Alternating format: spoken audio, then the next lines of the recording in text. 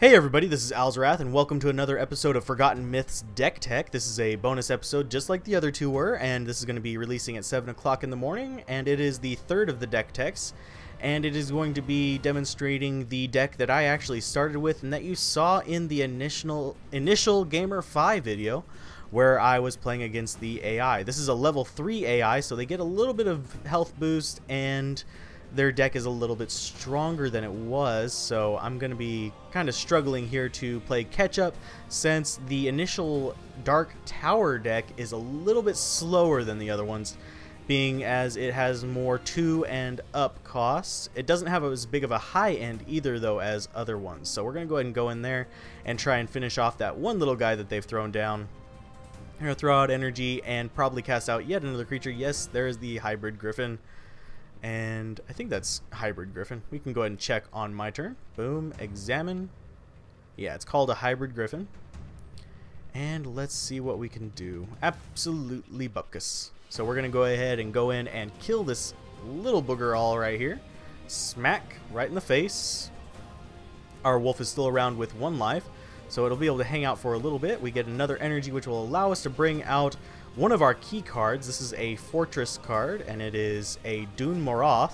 As long as it is in play, I gain life every turn, so that's going to basically negate the ability of this little Griffin to attack. And due to the positioning of the Griffin, it won't really gain its bonus. So let's go ahead and get some more energy coming out on their end. They throw out a soldier, so yeah. We got a 3/4 sitting right there. I do wish there was some way to move horizontal. Maybe I'm missing it, maybe I just don't know about it. But is there a way to move your creatures? I would love to have one, because that would allow much more positioning strategy, kind of dynamic to it, as opposed to just being stuck in the one slot facing whatever the enemy decides to throw there. So let's go ahead and cast that out.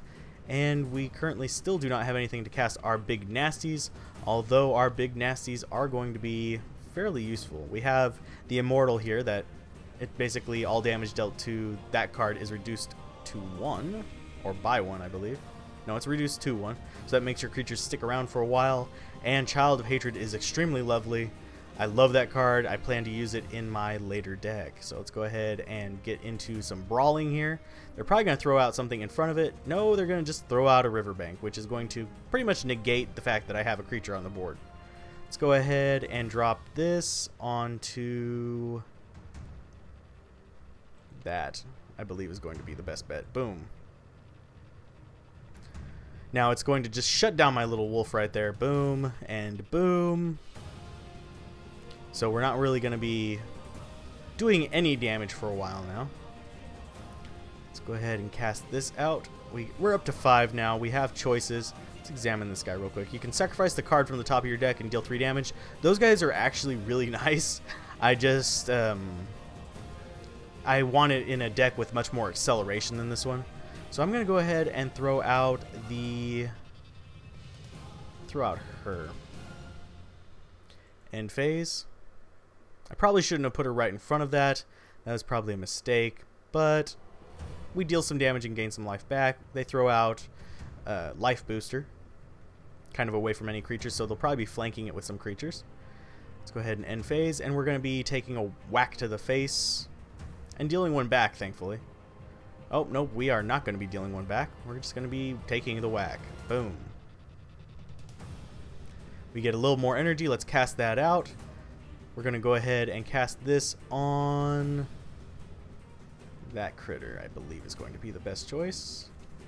But we're not going to cast it just yet. We're going to go with the 4 and then 2 there. So let's go ahead and cast this on the left. It's going to be boosted up and end phase. We can use his ability to start dealing some massive damage really quick. Going to go ahead and get the life boost from the booster. Now, the thing with the white cavalry is they are really synergistic. They work together heavily. So you have to really watch out for that. Let's go ahead and cast this onto that one. Boom. We're going to be taking 6 damage this turn, but we're going to be dealing some decent damage as well. I can live without that. Let's go and end phase.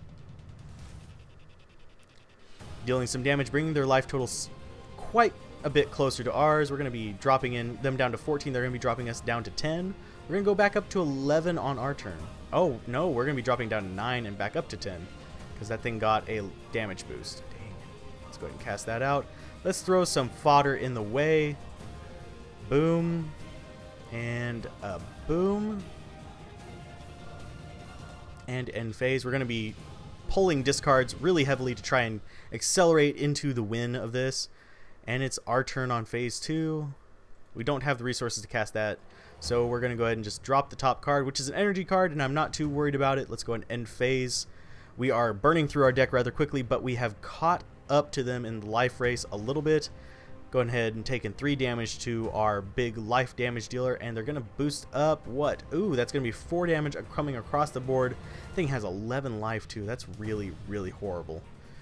Down to 8. We're going to go ahead and be coming in for some decent damage. Ouch. And an ouch.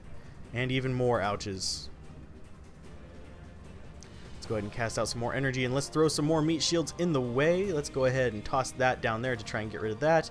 And this guy to just eat a couple hits. And end phase. And now they're going to probably try and wipe out at least one of our creatures with this. Their resources are coming back up. They're going to get an automaton eagle out. That's going to get a bit of a damage boost because it is a flyer against a non-flyer. Let's see what we can do. We can use our ability here. And we just lost something that I think I really want. Let's examine it.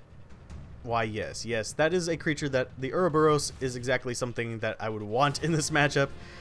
That is a horrible, horrible luck of the draw there. Boom. Boom. Boom. Just going across the board, smacking each other pretty hard. That guy's going to fall down and flat on his face, and we're going to go ahead and trade there. That at least buys us a little bit of time. We have the creatures that we can cast out. We have 9 resources, so we can cast out 2 creatures and have this ability to our advantage. So let's go ahead and we will cast out, yeah, we'll just throw fodder in the way. Boom and boom. And the reason why I threw this one in front, if we go up and examine, the Swordmaster goes to the graveyard, I gain 1 life. That's going to help a little bit. So let's go ahead and end phase there. We're going to be dropping this onto our lovely little guy over there. The other option would be to drop it onto our swordsman and just have him soak that damage indefinitely. But I want to keep this guy alive. Boom. Although he's only going to get 1 more use of his ability. He is a bit of a threat. What did we lose? We lost a rat. I'm fine with that. I'm fine with losing a rat.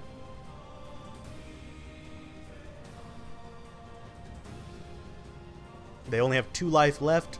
We can't really discard into it, but we can come across the board and kill them. And I think that's going to happen this turn. Why, yes. Yes, it is. Smack, smack, and a smack. Thankfully, they did not disable my little shambling dead, and we have the victory. That is the Black Tower deck. It's yet another deck from the Forgotten Myths CCG. Be sure to check it out. There's a link to it in the description. If you guys enjoy my content, be sure to like, comment, and subscribe. And while I can't promise a regular series on this, I do kind of enjoy it and is a good way to pass the time, either until Soulforge comes out or even after Soulforge comes out if you enjoy this game more. They are very similar, and they are pretty much direct competitors in their style of play, which is positional, creature-based combat. And yeah, I really do like the fact that they did include some direct player-to-player interaction as well, which is always a plus. But yeah, keep gaming, have fun, peace out. This has been Alzorath, and I will see you guys next time on Let's Play Forgotten Myths. Bye.